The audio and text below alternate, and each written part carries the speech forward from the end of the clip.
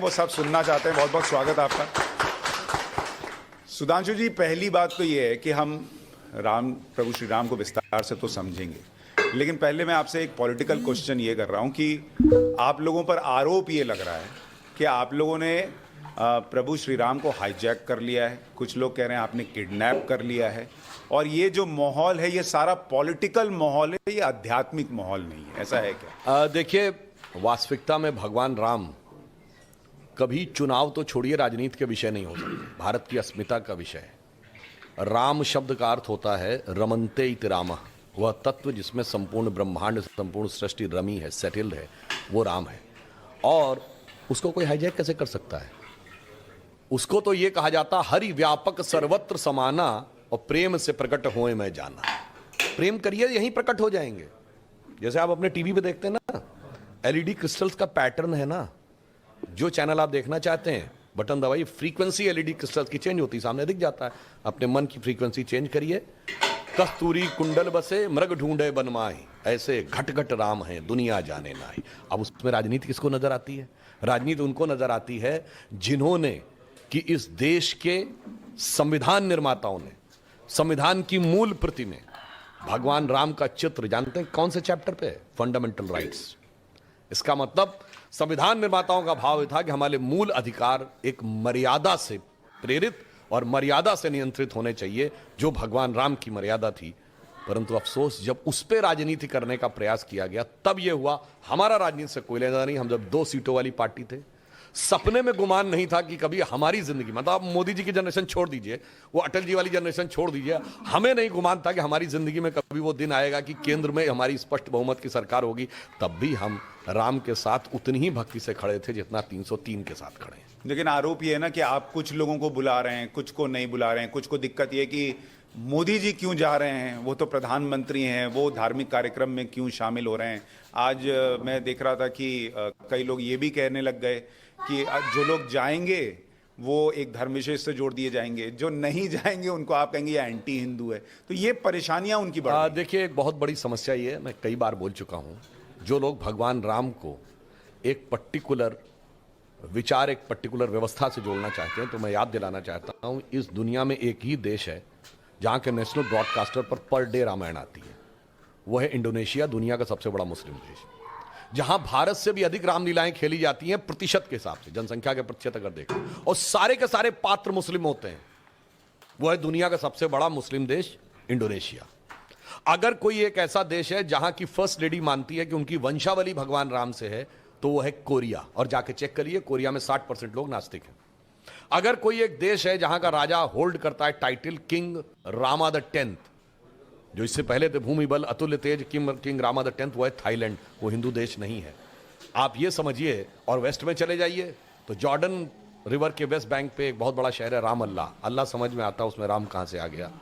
अब उसके बाद अगर आप देखें तो फैराहों की डायनेस्टी जहां से शुरू होती है, जाके चेक कर लीजिएगा, पहला राजा का नाम है RAMSES, राम से। राम कहां से आया? मैं किसी के ऊपर आक्षेप नहीं लगा रहा हूं, आप खुद सोचिए। और सुमेई प्रोविंस है, जो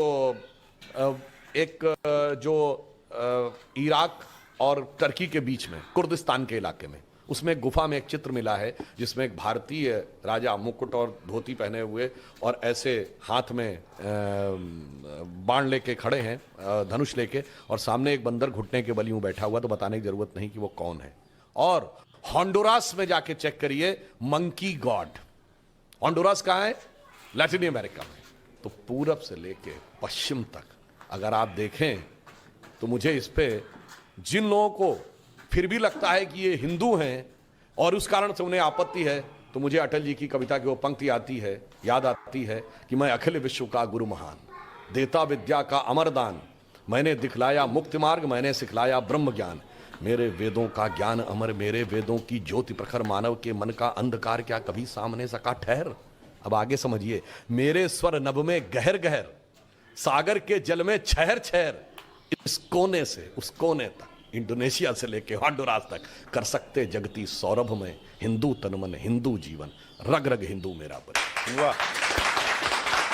लेकिन सर, थोड़ी देर पॉलिटिक्स अगर साइड भी रख दे। और वैसे एक और भी बात बता दूं, कई बार दर्शकों और उनके लिए, इंडोनेशिया वर्ड का मीनिंग जानते क्या होता है? नीजिया वर्ड एक ग्रीक वर्ड है जिसका मतलब होता है द्वीप। इंडो मतलब इंडियन, भारतीय द्वीप। और बहुत से लोगों को शायद ना पता हो कि इंडोनेशिया की कैपिटल का नाम जानते क्या है? जकार्ता। इसका ओरिजिनल नाम क्या है? जयकर्ता। प्राचीन इंडोनेशिया में 2 प्रोविंसेस होते थे, जयकर्ता और योगकर्ता। आज भी जाके चेक कर लीजिएगा कि जकार्ता के जो बगल का प्रोविंस है उसका नाम आज भी योगकर्ता है। तो इससे आप समझ लीजिए कि यह प्रभाव कितना दूर तक था और संपूर्ण विश्व को मार्गदर्शन देने के लिए था। सही बात है, लेकिन अगर पॉलिटिक्स थोड़ी देर के लिए साइड कर दें और सिर्फ प्रभु श्री राम की बात करें, बीजेपी के राम और जो इस देश के लिए राम है, वो राम क्या अलग हैं? और राम वास्तविकता में किस तरह के हैं, कौन हैं, क्या हैं? देखिए, राम को आप बीजेपी के राम क्यों? सवाल ही नहीं उठता कहने का। राजनीतिक दल से क्या मतलब? राम तो वो हैं जिनके लिए कहा गया है कि जासु अंश उपजय गुण खानी अगणित उमा रमा ब्रह्माणी। अगणित ब्रह्मा विष्णु महेश जिसमें उत्पन्न होते रहते हैं, जिसे आज की डेट में आप कहते हैं ना कि परपीचुअल creation and destruction of universe चलता रहता है, वो ब्रह्म है भगवान। तो उसका तो एक सृष्टि से मतलब नहीं है, एक देश और पार्टी से क्या मतलब? मगर उसको देखने के लिए दृष्टि चाहिए, उसको समझने के लिए दृष्टि चाहिए। जैसे गैलेक्सीज को देखने के लिए टेलीस्कोप चाहिए, ग्रहों को देखने के लिए। गैलेक्सीज को देखने के लिए कौन सा चाहिए? हब्बल टेलीस्कोप चाहिए। अब जेम्स वेब टेलीस्कोप आया है। जब जेम्स वेब टेलीस्कोप जानते क्या है? सैटेलाइट्स में लगे हुए हैं डिफरेंट कॉर्नर्स के ऊपर। विराट स्तर तक पहुंचिए तो राम क्या है सब समझ में आ जाएगा। किसी को कुछ समझाने की जरूरत नहीं पड़ेगी, क्योंकि मगर वो कैसे समझ में आता है? सोई जानहि जेहि देव जनाई। भगवान जिसको जनाना चाहते हैं वही जान पाता है। और जब जान जाता है तो क्या होता है? पहली लाइन है, सोई जानहि जेहि देव जनाई, जानहि तुम ही हुई जाई। जैसे ही आपको जान जाता है तो वो ब्रह्म में लीन हो जाता है। तो उस प्रकार से वो उस विराट चीज को कहां पार्टी और चुनाव और ये सब चीजों से नहीं, बहुत लोग, जैसे अभी मैंने देखा सोशल मीडिया पे एक नया नैरेटिव चल रहा है कि जय श्री राम में सब कुछ है, बस राम नहीं है। देखिए, इसके लिए जानते क्या कहा गया है? कि जाकी रही भावना जैसी, प्रभु मूरत देखी तिन तैसी। जिसके मन में ही राम नहीं है उसको सामने राम क्या दिखेंगे? मैंने क्या कहा? हरि व्यापक सर्वत्र समाना, प्रेम ते प्रकट हुए मैं जाना। अब भाई जब आपके पास प्रेम ही नहीं है तो प्रभु आपको कैसे दिखेंगे? अब इसके लिए मैं एक और भी बात बता दें। संस्कृत का एक श्लोक है, यस्य नास्ति स्वयं प्रज्ञा। जिसके पास अपनी प्रज्ञा ना हो, अपनी बुद्धि खो गई हो, शास्त्रम तस्य करोति किम। कितनी बढ़िया बढ़िया पुस्तकें उसको दिखा दीजिए, कुछ नहीं समझ पाएगा। लोचनाभ्याम विहीनस्य, यानी आंखें या तो हो नहीं या बंद हो। दर्पणम किम करिष्यति, दर्पण दिखाइए, नहीं समझ में आएगा। तो मेरे भाई, तोरी गठरी में लागा चोर मुसाफिर, मन की आंखें खोल, मन की आंखें खोल तो राम दिखेंगे। नहीं, पर जैसे ममता बनर्जी का कहना है कि सिया राम होते थे, आप लोगों ने जय श्री राम डाला, ये आक्रामक रूप है। या जैसे मैंने कई बार बीच में देखा, लोग ये भी कहते हैं कि हनुमान जी की आजकल एक फोटो लगती है, थोड़ी आक्रामक दिखते हैं। आप लोग राम हनुमान सबको आक्रामक, थोड़ा हिंसक दिखा। नहीं, देखिए, उन लोगों को वो लगता है जो शांति के कबूतर उड़ाते उड़ाते उन्होंने भारत के हाथों के तोते उड़वा दिए थे अपने जमाने में। इन लोगों को भगवान राम और हनुमान जी में नहीं, इनको तो संसद भवन के ऊपर लगे शेर भी आक्रामक नजर आ रहे थे। याद है, सुप्रीम कोर्ट चले गए थे क्योंकि इनको शेर भी बिल्ली जैसे चाहिए, भीगी बिल्ली जैसे। जैसा कि 2014 से पहले अटल जी का दौर छोड़ दें तो 67 साल में लगभग 60 साल भारत रहा। भैया, मोहल्ले की लड़ाई से लेके और दुनिया की लड़ाई तक हमेशा कमजोर और छोटा कहता है कि बड़ा और ताकतवर हमें सता रहा है। यहां हम बड़े और ताकतवर हो कहते थे कि बगल वाला मुल्क कमजोर है, छोटा है और हमें सता रहा है। तो इनको वैसे वाले शेर चाहिए थे। परंतु अगर उनको लगता भी है तो मैं कहना चाहता हूं, बहुत दिन हम लोग सुन लिए, ठुमुक चलत रामचंद्र बाजत पैजनिया। सुंदर मधुर स्वरूप है बाल भगवान का। तो अब जरूरत पड़ने पे तो वो भी रूप दिखना चाहिए कि धमक चलत रामचंद्र हालत लंकनिया। नहीं, और जो लोग प्रभु श्री राम में अगर उनको लगता है कि जय श्री राम का नारा लगाना कम्युनल बनाता है, तो भाई प्रभु श्री राम के भजन तो गांधी जी भी गाते थे। तो अब आपको गांधी जी में भी अगर कम्युनलिज्म दिखता है तो उसका कुछ नहीं किया जा सकता। लेकिन जब हम प्रभु श्री राम का जिक्र कर रहे हैं, आपने कई बार इसके बारे में कहा भी है कि जो संयोग है वो आपको देखना होगा कि प्रभु राम को, इस रामलला को मंदिर तक लाने का जो आंदोलन रहा और उस दौरान जो जो चीज़ें हुई वो इस देश की किसी किसी घटना से जुड़ी हुई हैं। क्या ये संयोग है वाकई में? देखिए, मगर संयोग है पर देखने के लिए दृष्टि चाहिए। जैसे टेलीस्कोप चाहिए प्लेनेटरी मूवमेंट को देखने के लिए। अब कोई कहे चश्मे से नहीं दिख रहा है तो भैया अपना चश्मा उतारो, फिर देखो यारो दुनिया नई है, चेहरा पुराना।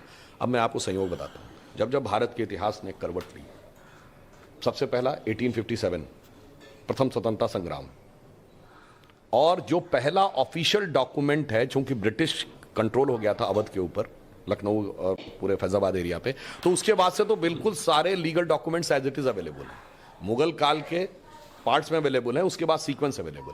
पहली एफआईआर दर्ज होती है नवंबर 1858 में। फैजाबाद का थानेदार लिखता है कि करीब 25 या 50 निहंग सिख आ गए हैं और उन्होंने कहां कब्जा कर लिया है। उस एफआईआर में लिखा मस्जिद जन्म स्थान।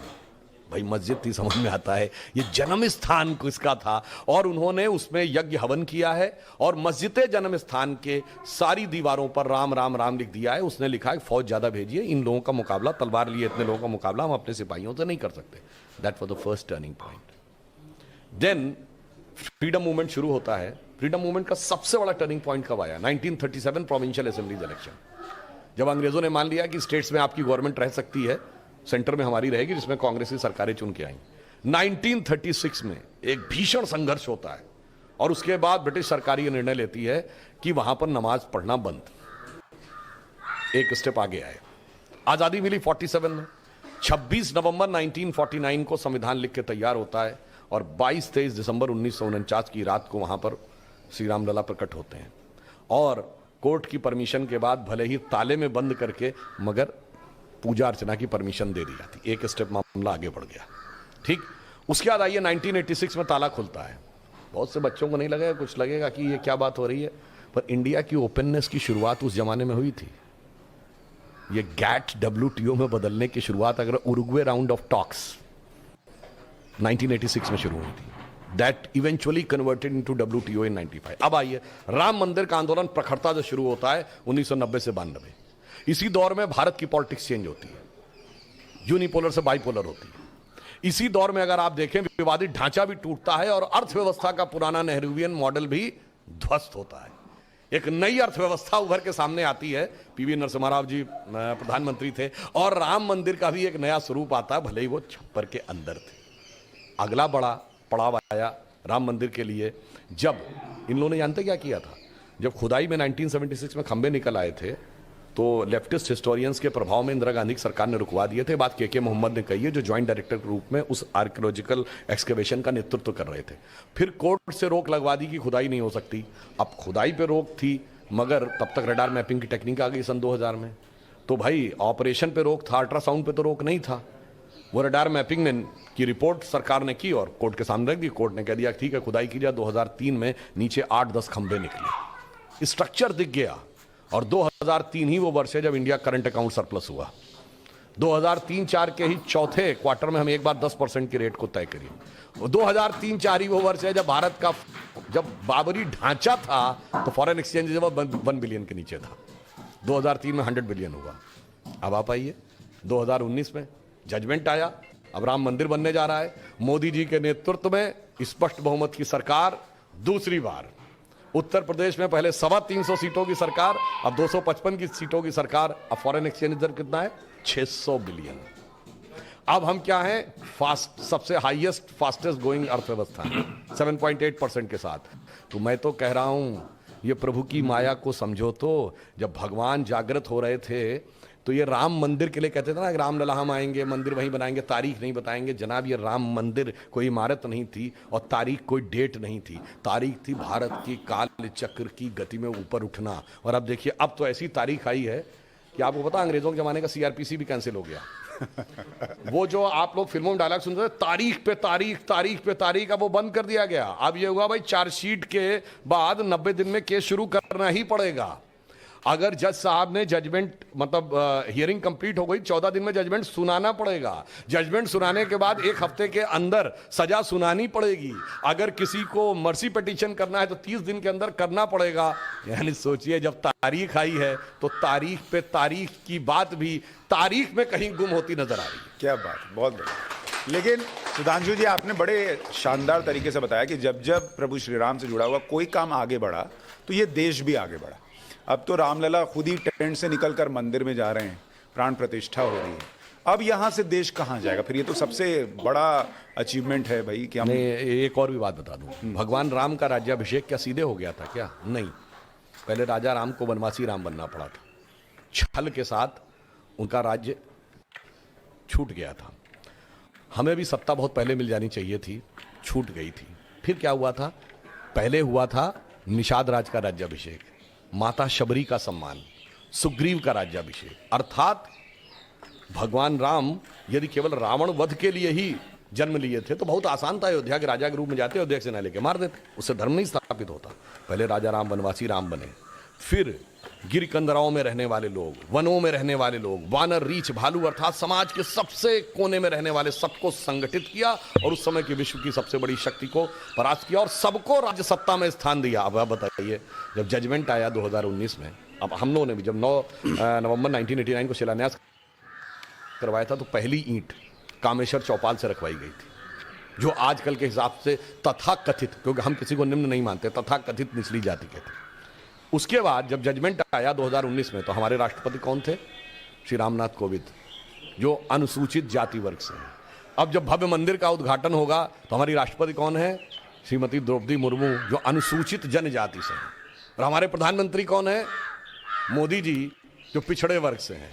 तो जो राम के काल में हुआ कि सबको साथ में लेकर और सबको समाज में सम्मान स्थान देते हुए तब राम का राज्याभिषेक हुआ, वही राम मंदिर के काल में भी हो रहा है। परंतु देखने वालों को इस नजर से समझने की आवश्यकता है। यहां से आपको लगता है कि प्रभु श्री राम की कृपा और बरसेगी, देश और गति पकड़ेगा?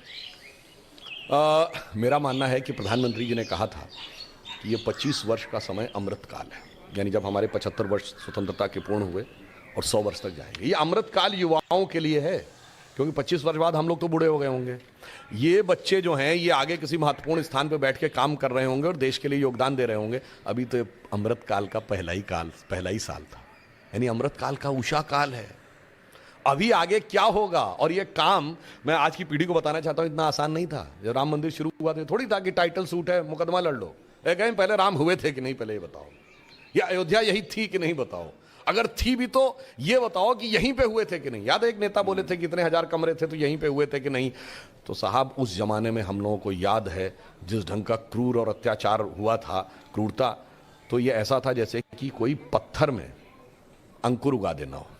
तो अब जो आप कह रहे हैं ना आगे क्या होगा, आगे भारत का स्वर्णिम भविष्य उठता हुआ नजर आ रहा है। तो मुझे अटल बिहारी वाजपेयी जी की वह पंक्ति याद आती है कि राम मंदिर निर्माण करके हमने ऐसा काम किया है जैसे मान लो टूटे हुए तारों से बासंती स्वर निकाल दिए हो। तो वो कविता की पंक्ति याद है आपको? टूटे हुए तारों से फूटे बासंती स्वर, पत्थर की छाती में उग आया नव अंकुर, झरे सब पीले पात, कोयल की कुहुक रात, प्राची में, प्राची कहते हैं पूर्व दिशा को, प्राची में अरुणिमा की रेख देख पाता हूं, गीत नया गाता हूं, गीत नया गाता हूं। तो भारतीय राष्ट्र और समाज एक नए गीत के साथ प्रस्थान करना चाहिए। पर सुधांशु जी एक बात ये भी है, आपने कहा कि राम मंदिर का जो ये आंदोलन है उस दौरान बहुत क्रूरता हुई है और भाई प्रभु श्री राम काल्पनिक पात्र है, ये भी कह दिया गया। राम सेतु है नहीं है कौन जानता है, ऐसी बातें हुई और पता नहीं क्या क्या, और 10 तरह के सबूत मांगे। दूसरे धर्मों में नहीं मांगे जाते, मांगने के लिए उधर भी बहुत कुछ है लेकिन नहीं मांगे जाते। आज भी ये काम हो रहा है। कहा जाता है भाई रामचरितमानस को गालियां पड़ रही हैं, प्रभु श्री राम के लिए एक तरीके से कहा जाता है कि भाई वो सबको साथ में लेके नहीं चले, वहां भी भेदभाव था। जो युवा पीढ़ी बैठी है, रामचरितमानस को लेकर जो विवाद है, सनातन को लेकर जो विवाद है, ये तो बीमारी है, ऐसा है क्या?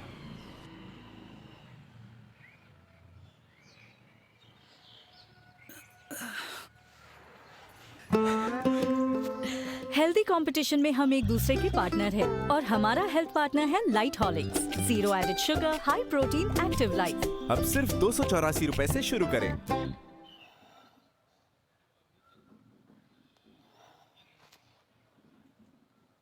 देखिए मैं ये कहना चाहता हूं, पहली बात जो लोग कहते हैं कि भगवान राम काल्पनिक थे, तो मैं सिर्फ एक बात बताना चाहता हूं, उनकी 39 जनरेशंस पहले का उल्लेख है, 73 जनरेशंस बाद का डॉक्यूमेंट्री एविडेंस है। इसके बाद ये हुए, इसके बाद मैं विनम्रता से कहना चाहता हूं दुनिया में जितने भी दूसरे धर्मों के भगवान या भगवान के प्रतिनिधि हैं, किसी की भी इतनी लंबी वंशावली नहीं अवेलेबल होगी कि 39 जनरेशंस बिफोर और 73 बाद।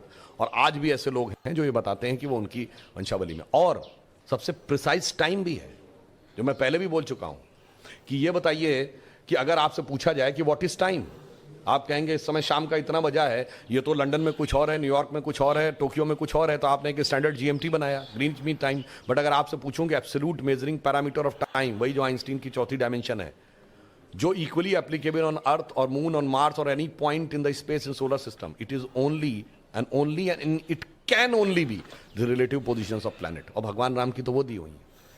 कर्क राशि में गुरु था, मकर राशि में मंगल था, तुला राशि में शनि था, सारी चीजें दी हुई हैं, बाकायदा एग्जैक्ट टाइम दिया हुआ है। और नासा ने जब प्लैनेटोरियम सॉफ्टवेयर में डाला था 7114 ईयर्स बिफोर का आ भी गया था, उसके बाद भी किसी को ये समझ में आए, फिर भी अगर किसी को ये कोई बीमारी की बात लगती है, तो मैं याद दिलाना चाहता हूं, केवल पूजा में जो चीजें यूज होती हैं, एकदम एब्सोल्यूट साइंटिफिक टर्म में आ जाइए। पूजा में यूज होने वाली हल्दी स्ट्रॉन्ग एंटीसेप्टिक है, इसका पेटेंट है, किंतु परंतु का स्कोप नहीं है। तुलसी स्ट्रॉन्ग इम्यूनो बूस्टर है, एंटीऑक्सीडेंट है, इसका पेटेंट है। पीपल का पेड़ सबसे ज्यादा कार्बन डाइऑक्साइड एब्जॉर्ब करता है, यह बाकायदा साइंटिफिकली प्रूवन है। गाय का दूध, A2 मिल्क जिसमें गुड कोलेस्ट्रॉल अधिक है और बैड कोलेस्ट्रॉल कम है, यह प्रूवन है। गंगा जल ऑक्सीजन कंटेंट सबसे ज्यादा है, यह प्रूवन है। तो साहब, जो चीजें पूजा में प्रयोग होती हैं वो तो डिजीज को समाप्त करने के लिए हैं। फिर भी किसी के दिमाग में डिजीज घुस गई हो तो इसका मतलब वायरस उसके दिमाग में घुस गया। और जानते कौन सा वायरस है? यह है एम वायरस। एम मतलब Marxist virus of 20th century, 19th century, Macaulay virus of 19th century और Marxist virus of 20th century. और वैसे कोई और भी जो आप लोग सोच रहे होंगे, हो सकता वो भी ठीक हो, मैं उससे इनकार नहीं कर सकता, मगर इसका जो समाधान है वो भी एम फैक्टर है, वो है मोदी वैक्सीन। अच्छा, वैक्सीन के भी आपको पता है ना कि मतलब वो एक होती है फर्स्ट डोज, एक होती है सेकंड और फिर बूस्टर। तो बस बाकी समझदार लोग स्वयं समझ सकते हैं। तो मुझे ये भी बताइए कि जैसे बहुत सारा यूथ यहाँ बैठा हुआ है जिनके लिए अमूमन धर्म, मतलब स्पेशली मैंने देखा हिंदुओं में कि यूथ जो है वो धर्म से उतना कनेक्टेड नहीं होता। अरे यार, इसमें क्या है, साइंटिफिक है, ये पूजा करने से क्या हो जाएगा।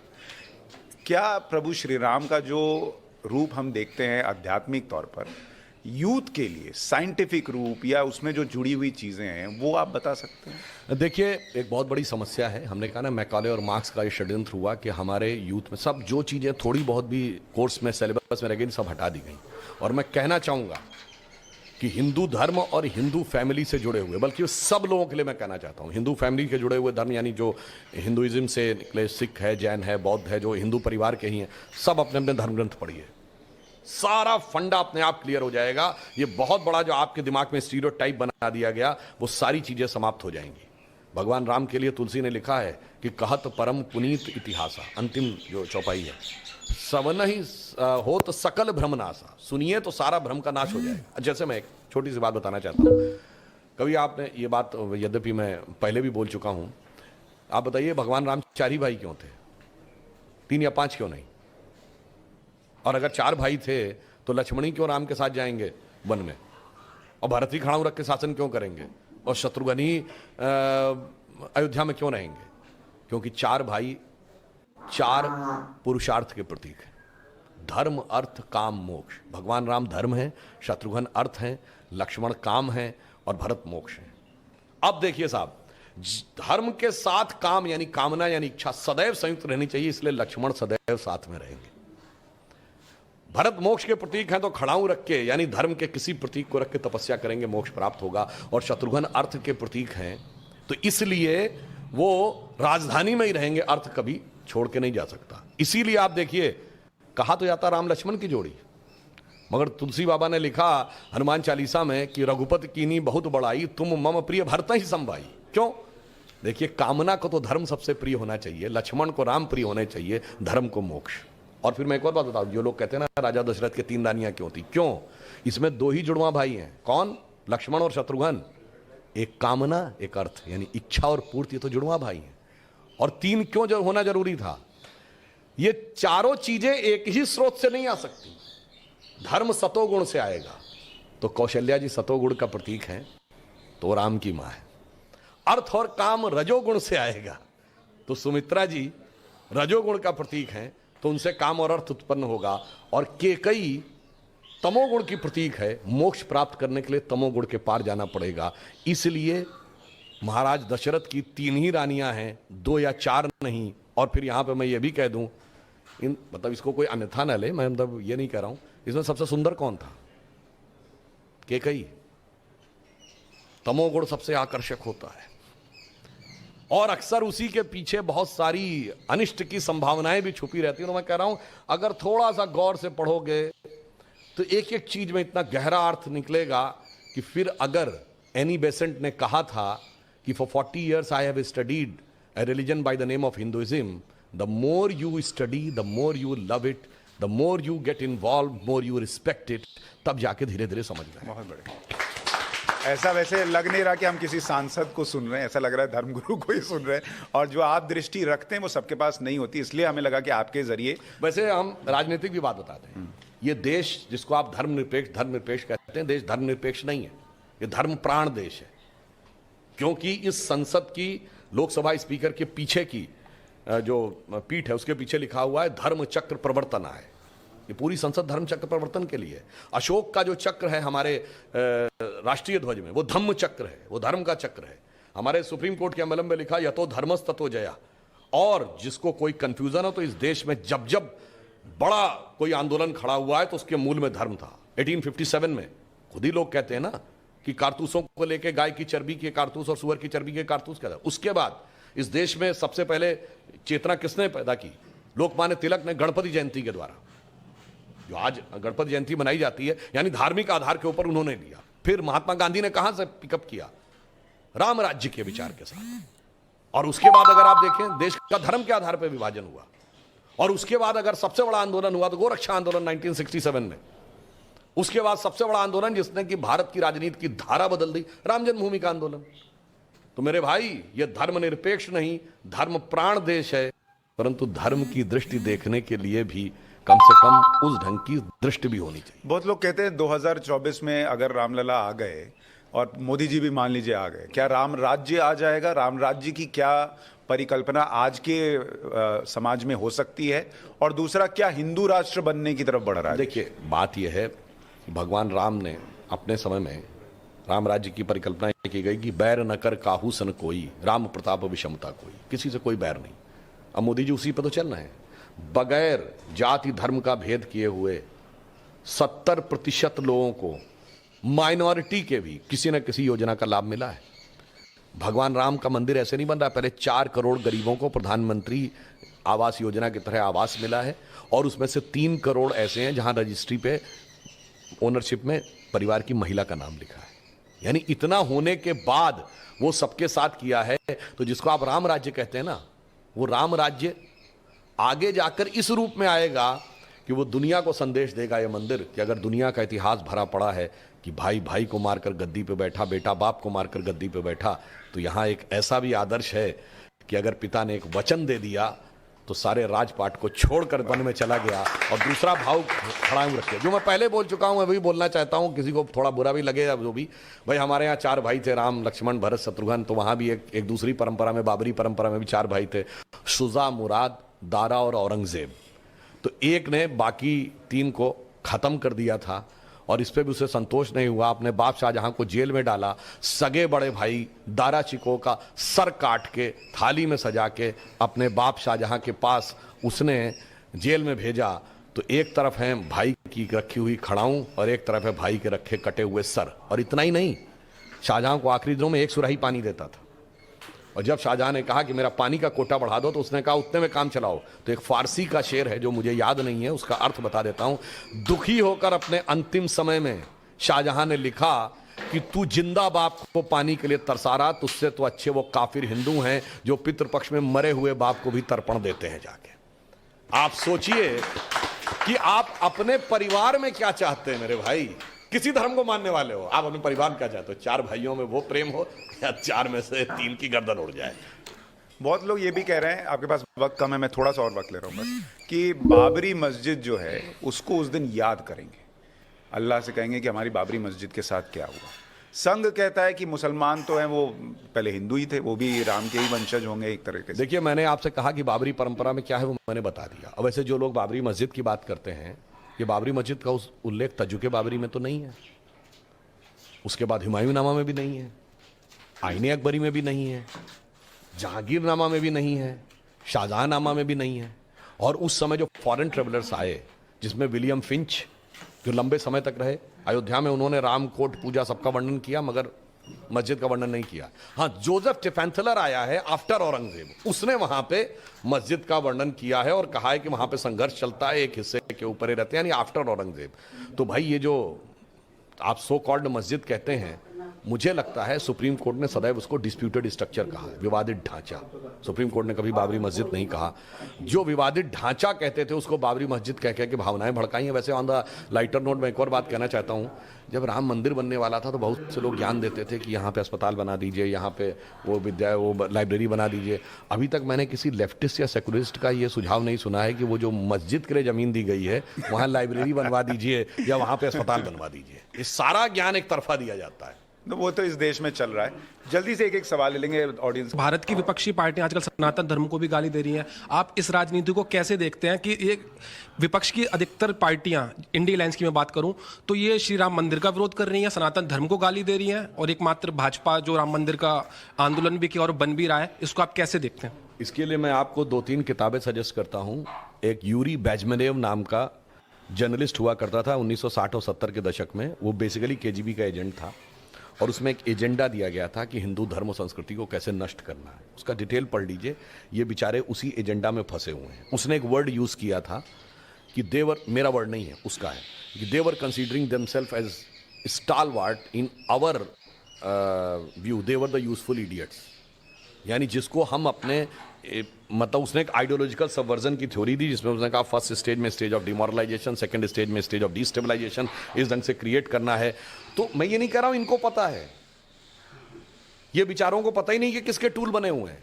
फिर बात किताब पढ़िएगा, Mitrokhin's archive KGB in the world part 2, कैसे भारत के अंदर ये सारे षड्यंत्र बसाए गए। फिर पढ़िएगा ये वैलेना एल्बर्टस की किताब स्टेट विद इन स्टेट्स।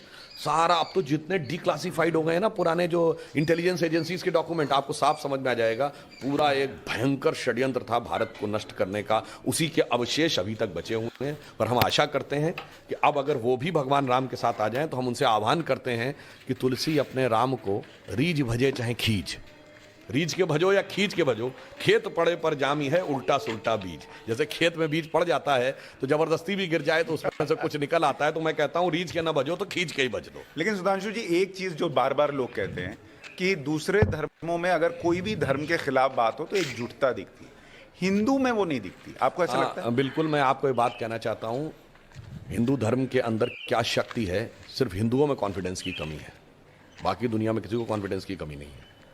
देखिए, मैं एक बात कहना चाहता हूं, आपने गजवाए हिंद वर्ड सुना होगा। गजवाए चाइना, गजवाए यूरोप, गजवाए रशिया क्यों नहीं, हमसे बड़े कंट्री हैं।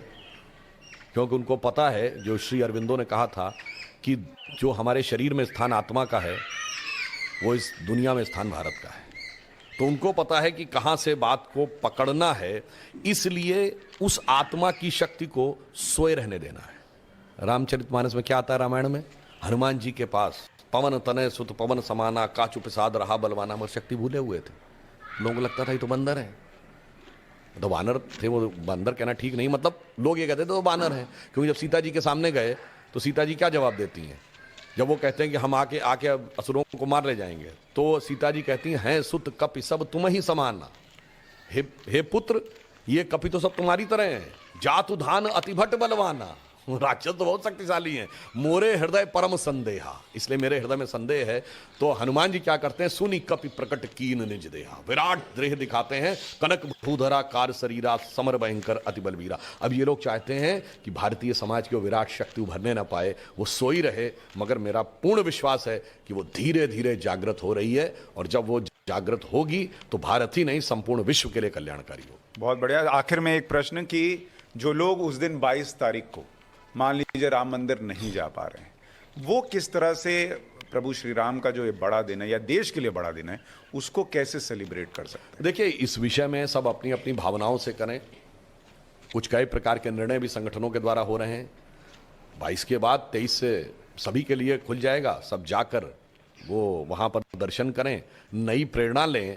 और जो प्रधानमंत्री मोदी जी ने कहा था ये अमृत काल है, और उसमें एक और बात कही थी, यही समय है, सही समय है, और उस बात के लिए आगे बढ़े। हमने स्वतंत्रता के इस 75 वर्षों में बहुत कुछ पाया है, पर जो हम अपनी संस्कृति गौरव खोते जा रहे हैं। जो मोदी जी ने कहा था 15 अगस्त 2022 को कि भारत को विकसित राष्ट्र बनाना है और इसके साथ साथ गुलामी की मानसिकता से भी मुक्त करना है, सांस्कृतिक गौरव भी अपनाना है। तो अटल जी की इस पंक्ति से समाप्त करता हूं कि स्वतंत्रता को सार्थक करने, जब दर्शन करने जाएं तो समझें स्वतंत्रता को सार्थक करने कमर कसें, अभियान करें, जो पाया उसमें खो न जाएं, जो खोया उसका ध्यान करें।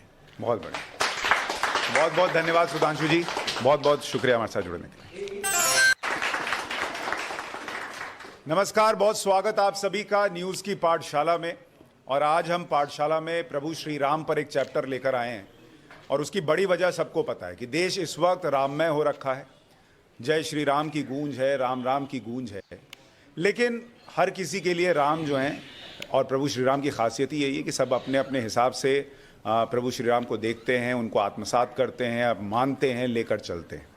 लेकिन प्रभु राम को लेकर जो बातें हैं, जो कही जाती हैं, विरोधी कहते हैं, पक्ष के लोग कहते हैं, उसको समझना, प्रभु श्री राम को समझना, राम के राज्य को समझना, और इस वक्त जो देश में माहौल है इसको समझना है। तो आज हमारे साथ गेस्ट लेक्चरर के तौर पर सुधांशु त्रिवेदी जी जुड़ रहे हैं, जिन्होंने राम पर बहुत रिसर्च की है और वो जो बोलते हैं वो सब सुनना चाहते हैं। बहुत बहुत स्वागत आपका। सुधांशु जी, पहली बात तो ये है कि हम प्रभु श्री राम को विस्तार से तो समझेंगे, लेकिन पहले मैं आपसे एक पॉलिटिकल क्वेश्चन ये कर रहा हूं कि आप लोगों पर आरोप ये लग रहा है कि आप लोगों ने प्रभु श्री राम को हाईजैक कर लिया है, कुछ लोग कह रहे हैं आपने किडनैप कर लिया है, और ये जो माहौल है ये सारा पॉलिटिकल माहौल है, ये आध्यात्मिक माहौल नहीं है, ऐसा है क्या? देखिए, वास्तविकता में भगवान राम कभी चुनाव तो छोड़िए राजनीति के विषय नहीं हो सकते, भारत की अस्मिता का विषय है। राम शब्द का अर्थ होता है रमन्ते इति रामः, वह तत्व जिसमें संपूर्ण ब्रह्मांड, संपूर्ण सृष्टि रमी है, सेटल्ड है, वो राम है। और उसको कोई हाईजैक कैसे कर सकता? उसको तो ये कहा जाता हरि व्यापक सर्वत्र समाना, और प्रेम से प्रकट होए मैं जाना। प्रेम करिए, यहीं प्रकट हो जाएंगे। जैसे आप अपने टीवी पे देखते हैं ना, एलईडी क्रिस्टल्स का पैटर्न है ना, जो चैनल आप देखना चाहते हैं बटन दबाइए, फ्रीक्वेंसी एलईडी क्रिस्टल्स की चेंज होती, सामने दिख जाता है। अपने मन की फ्रीक्वेंसी चेंज करिए। कस्तूरी कुंडल बसे मृग ढूंढे बनमाई, ऐसे घट घट राम है दुनिया जाने नाई। अब उसमें राजनीति किसको नजर आती है? राजनीति उनको नजर आती है जिन्होंने कि इस देश के संविधान निर्माताओं ने संविधान की मूल प्रति में भगवान राम का चित्र, जानते हैं कौन से चैप्टर पे? Fundamental rights. इसका मतलब संविधान निर्माताओं का भाव था कि हमारे मूल अधिकार एक मर्यादा से प्रेरित और मर्यादा से नियंत्रित होने चाहिए, जो भगवान राम की मर्यादा थी। परंतु अफसोस, जब उस पर राजनीति करने का प्रयास किया गया तब यह हुआ। हमारा राजनीति से कोई लेना नहीं, हम जब 2 सीटों वाली पार्टी थे, सपने में गुमान नहीं था कि कभी हमारी जिंदगी, मतलब आप मोदी जी की जनरेशन छोड़ दीजिए, वो अटल जी वाली जनरेशन छोड़ दीजिए, हमें नहीं गुमान था कि हमारी जिंदगी में कभी वो दिन आएगा कि केंद्र में हमारी स्पष्ट बहुमत की सरकार होगी। तब भी हम राम के साथ उतनी ही भक्ति से खड़े थे जितना 303 के साथ खड़े हैं। लेकिन आरोप ये है ना कि आप कुछ लोगों को बुला रहे हैं, कुछ को नहीं बुला रहे हैं। कुछ को दिक्कत ये कि मोदी जी क्यों जा रहे हैं, वो तो प्रधानमंत्री हैं, वो धार्मिक कार्यक्रम में क्यों शामिल हो रहे हैं। आज मैं देख रहा था कि कई लोग ये भी कहने लग गए कि जो लोग जाएंगे वो एक धर्म विशेष से जोड़ दिए जाएंगे, जो नहीं जाएंगे उनको आप कहेंगे ये एंटी हिंदू है। तो ये परेशानियां उनकी बढ़ रही हैं। देखिए, एक बहुत बड़ी समस्या ये है, मैं कई बार बोल चुका हूं, जो लोग भगवान राम को एक पर्टिकुलर विचार, एक पर्टिकुलर व्यवस्था से जोड़ना चाहते हैं, तो मैं याद दिलाना चाहता हूं, इस दुनिया में एक ही देश है